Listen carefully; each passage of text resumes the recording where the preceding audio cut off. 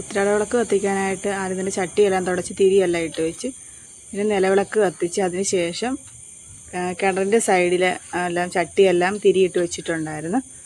അപ്പോൾ അവിടെ എല്ലാം എണ്ണയൊക്കെ ഒഴിച്ച് കത്തിച്ച്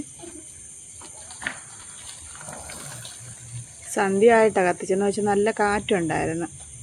അതുകൊണ്ട് നമ്മൾ കത്തിക്കുമ്പോൾ അങ്ങ് കെട്ട് പോകുമായിരുന്നു.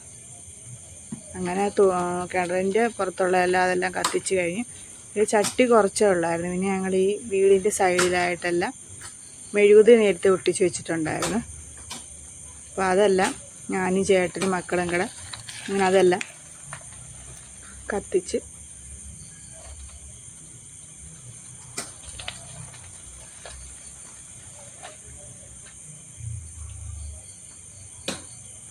മെഴുകുതിരി എല്ലായിടവും കത്തിച്ച് മതിലിൻ്റെ സൈഡിലും കൂടെ കുറച്ച് മൊത്തം കത്തിക്കാൻ പറ്റുന്ന വെച്ചാൽ അങ്ങ് ഇതുകൊണ്ട് കാറ്റിന് ഇതുകൊണ്ട് എല്ലായിടും ഇവിടെ എല്ലാം കത്തിച്ച് കഴിഞ്ഞ് എല്ലാം കത്തിച്ചതിൻ്റെ ഇതാണ്. ഇനി ഞാൻ പിന്നെ മതിലിൻ്റെ അറമ്പത്തൂടെ കൊണ്ടാണ് അവിടെ ഉണ്ടായി ഇതേപോലെ എല്ലാം കത്തിച്ച് അങ്ങനെ സന്ധ്യ ആയപ്പോഴത്തേക്ക് നല്ല ഇതായിരുന്നു. എല്ലാ വീടുകളിലും കത്തിച്ച് നല്ല ഇതായിരുന്നു കാണാനായിട്ട്. പിന്നെ നമ്മൾ അത്തപ്പൂ ഇടാനായിട്ട് പൂവെല്ലാം വാങ്ങിക്കൊണ്ട് വെച്ചിട്ടുണ്ടായിരുന്നു. അതെല്ലാം ഇതിലെല്ലാം ചേർത്ത് ഇതാക്കണം.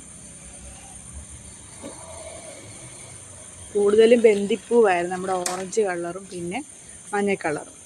അങ്ങനെ ഇത് എല്ലാവരും കൂടെ ഇരുന്ന് ഞങ്ങൾ ഇതിലൊക്കെ ചേർത്ത് നിർത്തല ഞങ്ങൾ കുറേശ്ശെയായിട്ടെല്ലാം മാറ്റി വെച്ച് സൈഡിൽ പേപ്പറിൽ ഇങ്ങനെ